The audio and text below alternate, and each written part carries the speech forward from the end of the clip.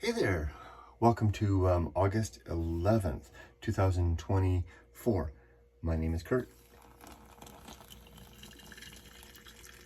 and this is my daily good life meditation while I make coffee. It's an exercise that I do each and every day, a little bit after waking up, to remember my life objectives and principles, those which are outlined in my book, Going Alone. I also use this time to think about the last 24 hours and how I did with various challenges and opportunities that I met. I then plan for the coming day, ready myself for death, and start the day in earnest. Speaking of earnest, I had a really good talk with my wife yesterday in the morning, and she encouraged me to spend less time dwelling on the engagement of the present moment, where I have so little of connection anymore, and to start focusing on the future. Namely, to start thinking about the fun things that I'm going to do when I retire and have my days to myself soon. It sounds like it feels like a guilty pleasure. I keep waiting for the other shoe to drop, for someone to step from behind the curtain and say, wah, wah, wah, it was all a good joke, Kurt, but we got news for you, right? No, you're going to have to go back to the grind for another 10 years or another 15 years or forever. It almost feels like I can't allow myself to anticipate or even appreciate, let alone enjoy, the ideas of the life to come. For like I'm some sort of like serving some sort of a sentence, and I'm not duly discharged from the prison. I should think about it that way, like the warden coming and giving me my papers of discharge and my folded clothes that they took from me 40 years ago when I started this sentence, because I often refer to my working career, the last 40 years, literally since from age 20. I actually started a little sooner than that, but basically, let's rough it out, from age 20 to 60, 40 years of grind, of non-stop friggin' grind between school, and I worked at school. I was in college, between school and then career and raising a family and seeing all that through and paying off debts and all that stuff, and finally make it. The 40-year sentence is done. The warden is going to give me my, what is it, Creedence Clearwater song? The warden gonna free my man, right? I'm gonna get my papers, get my folded clothes, get a bus pass, and a one-way bus pass to town, and I'm out of here. Yumiko was telling me to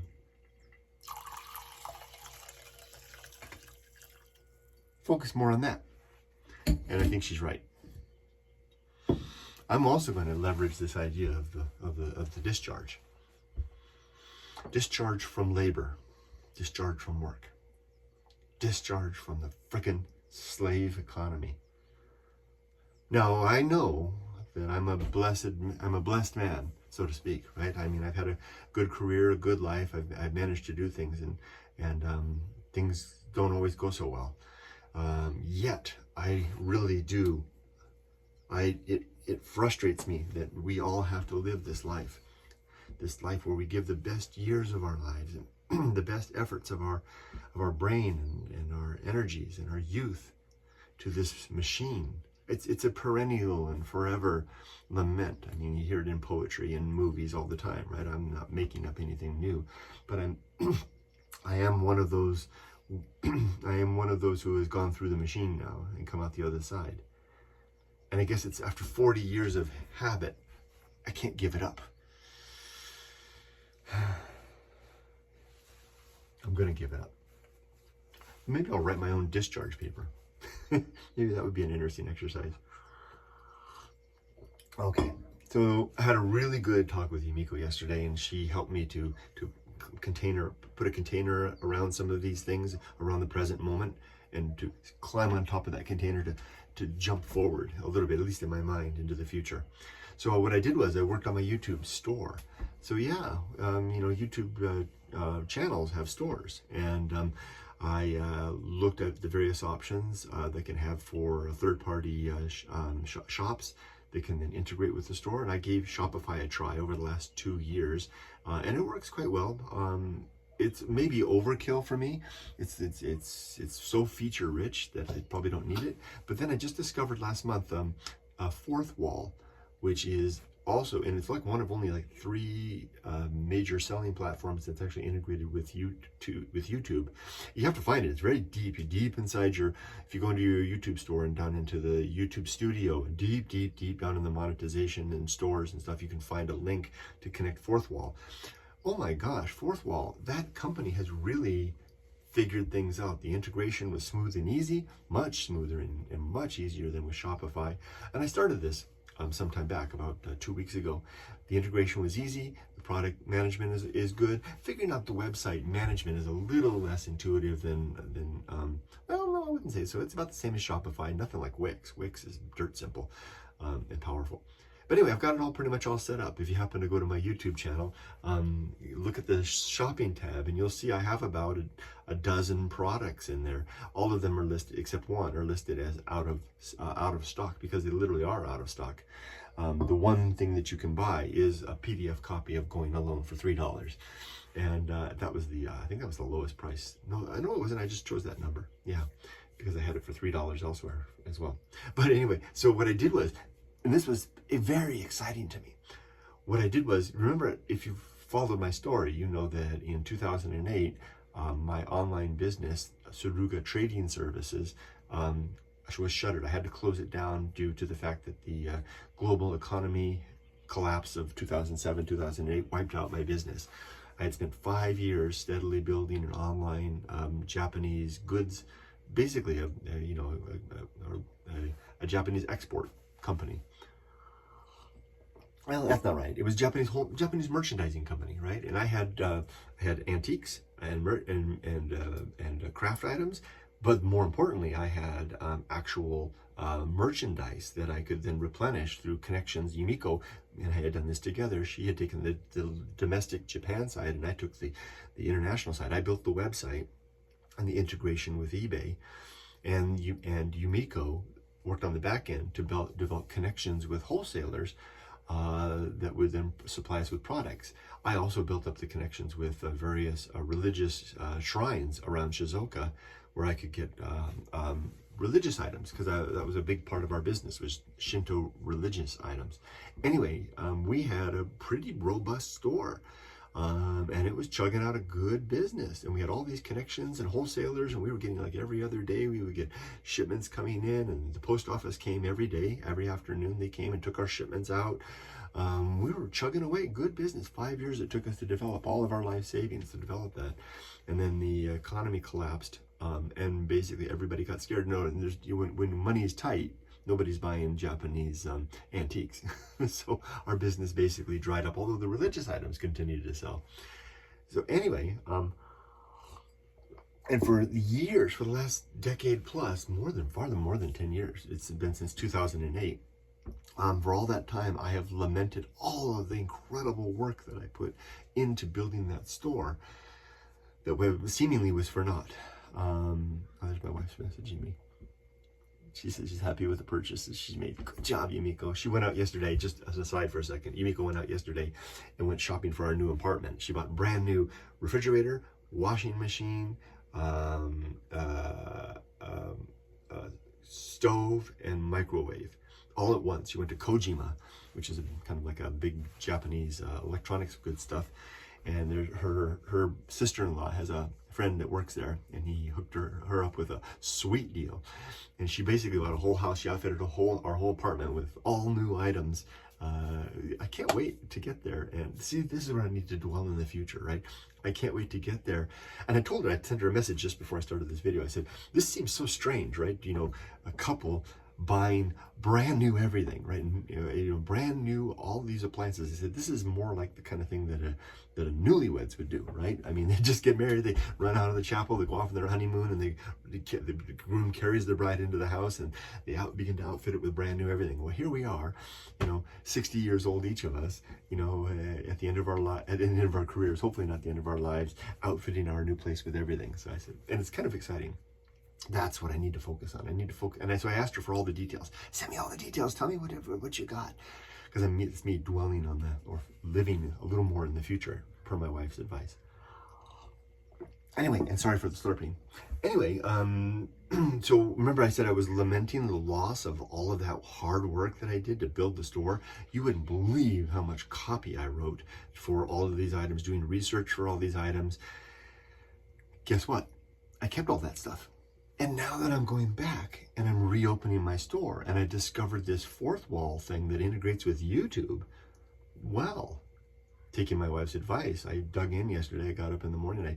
I got this external hard drive that I carried around everywhere. I've got two of them, right? One and a backup and a backup. The backup for the backup. It's got all my life data on it. And I dug that thing out, plugged it into the computer, and started taking those old listings. And it turns out I had them all really well formatted. I had the one-offs and the inventory items, stuff that we can hit with a wholesaler and get more of and then resell. And I started building the store again, my old store, but now I'm building it in YouTube, my main platform. In the fourth wall, their pricing situation is such that they don't charge for the store. They don't charge for maintenance of the items. They don't charge like eBay does to a listing fee, all these superfluous fees, which drove us into the ground with our old business. It was so hard to keep up with that. They just take a commission off of every sale.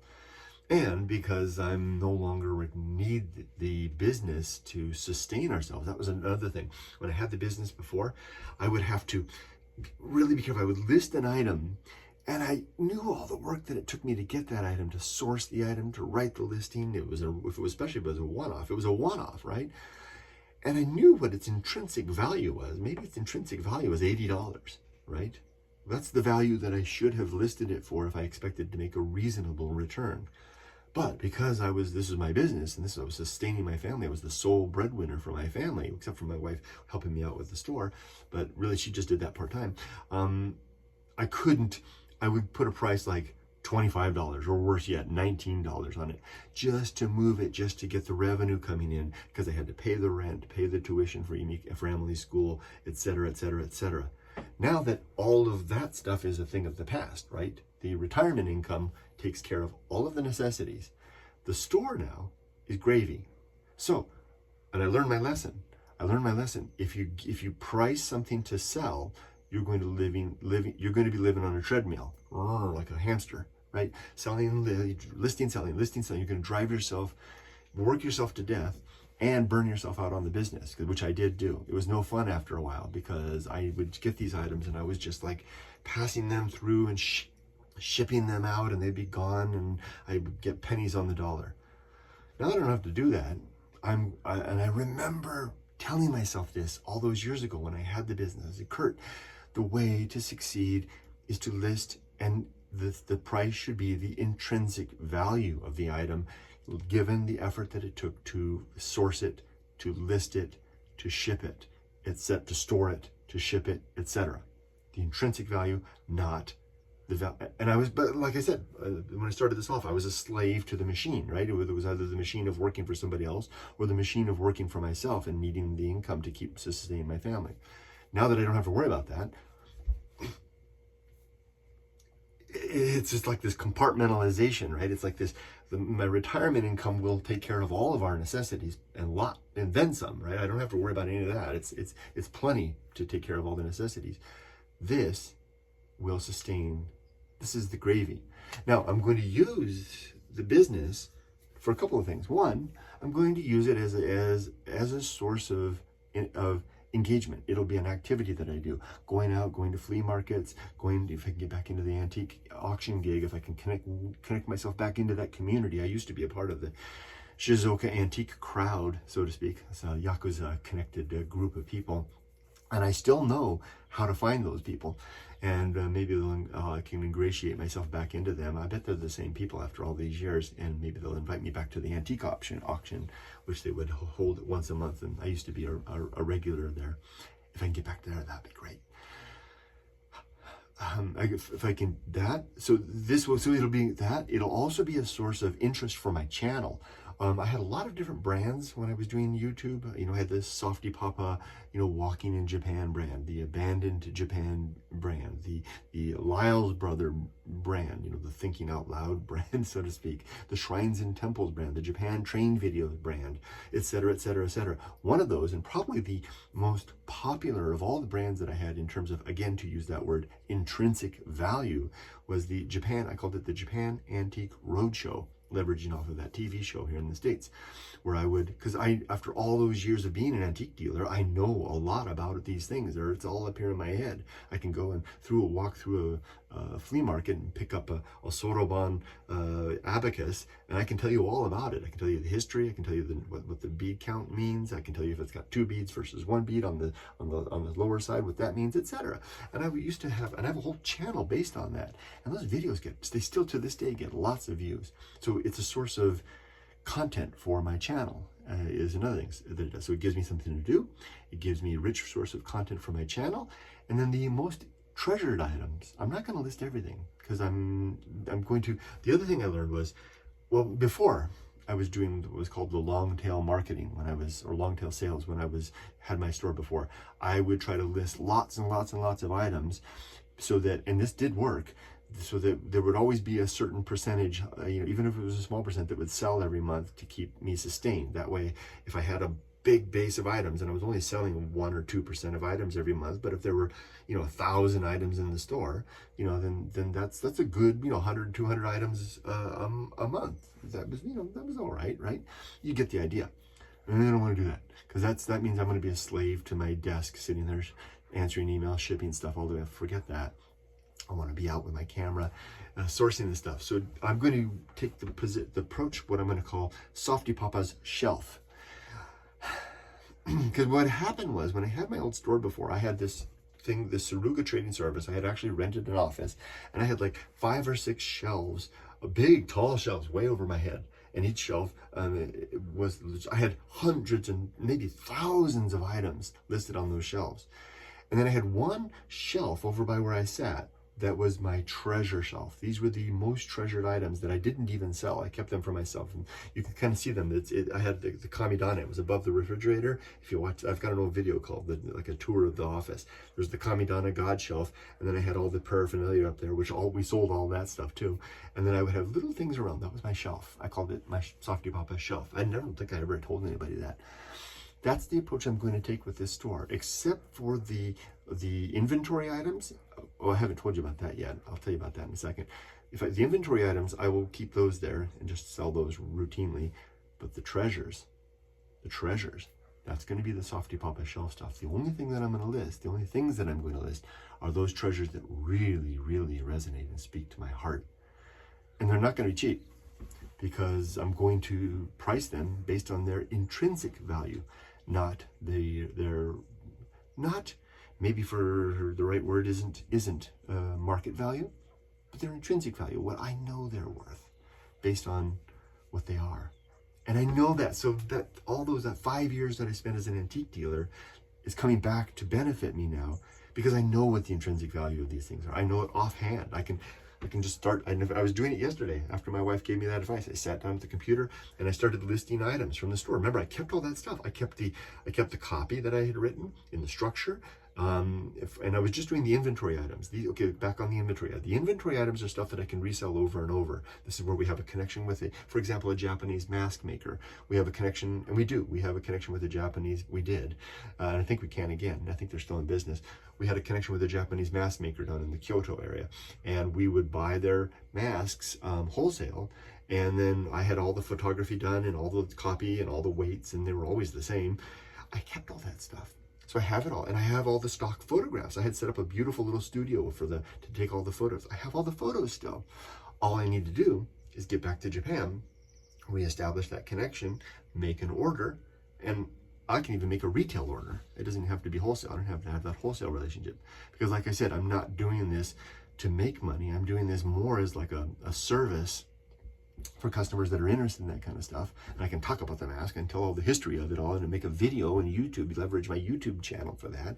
And then if you want one, it's over there. It ain't cheap because I'm selling them at their intrinsic value. And part of the intrinsic value of those things is that I'm selling it to a market outside Japan. To get that item, you'd have to fly to Japan and get it and source it and find it, get it and take it back, right? So it may sound like I'm exploiting you, customers, because you don't live here. Maybe, but I'm doing a service insofar as I'm putting that all into place. Intrinsic value again, right? That way I won't burn out. That way it'll stay fun, that'll stay interesting, and keep my time free for the stuff that I really want and to be able to do. It's so funny, I don't have to say need to do anymore. There's really stuff that I want to do in life now that at this stage of my life. So I did that. I put on the computer, I put about a dozen items up. I still got to work on the photography of a couple of them. It turns out they need to be square, so I got to crop them. There's a little bit of lines. If you check my story, you'll see there's a couple of them are a little messed up, but they came out beautiful. Oh my gosh, gee. And so this fourth wall thing is great. So I'm going to spend my time. I got a lot of products to add.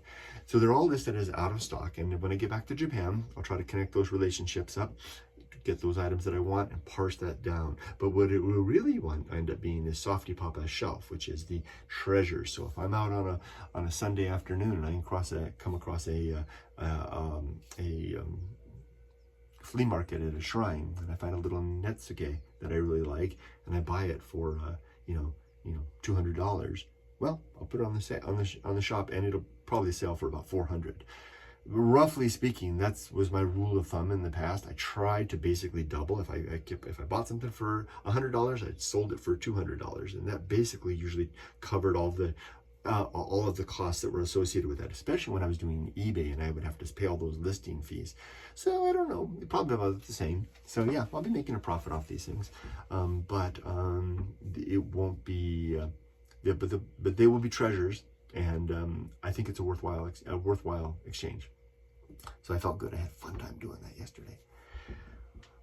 Okay, enough about all that. That was yesterday. A really good day yesterday.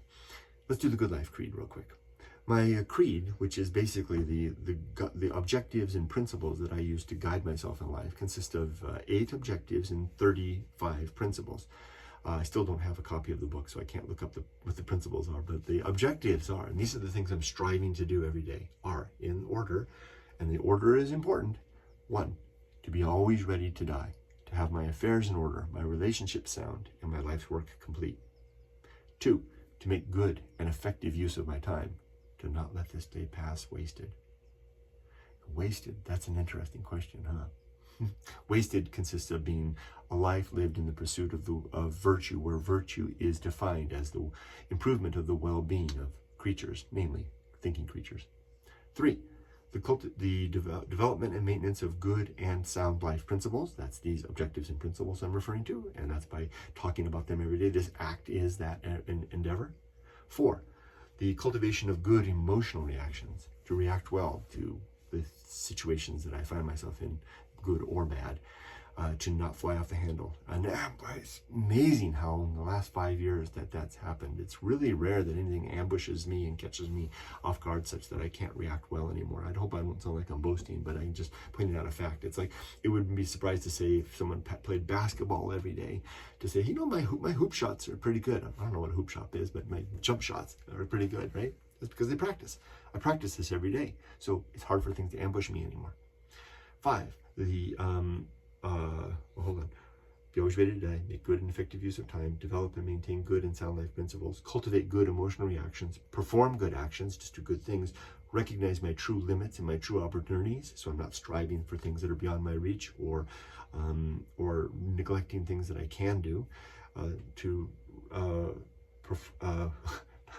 I'm so out of practice. Be always ready to die, to make good and effective use of time, to develop and maintain good and sound life principles, to cultivate good emotional reactions, perform good actions, recognize true limits and true opportunity, do just one thing in time, and do that thing slowly and deliberately and carefully. Slow down, Kurt. And then finally, to keep my balance. It's not just balance like this, it's balance in here too. It's a part of the good reactions, right? I guess they're connected. And then, of course, I have the 5, 10, 15, 20, 25, 30, 35 principles, which I'll leave in the book. You can look it up. Goingalone.org if you want to see. All right, as for today is the Sunday. The house is clean. The shopping is done. I'm just had a cup of coffee. I'm going to make myself some breakfast. I've already fed the dogs. I'm going to make myself some breakfast, and then I'm going to take the dogs to Idlewild, and we'll go have the day, spend the day there, walk around, and then I'll come back in the afternoon, work more on the listings, and live a little more in the future. I wish you all the best.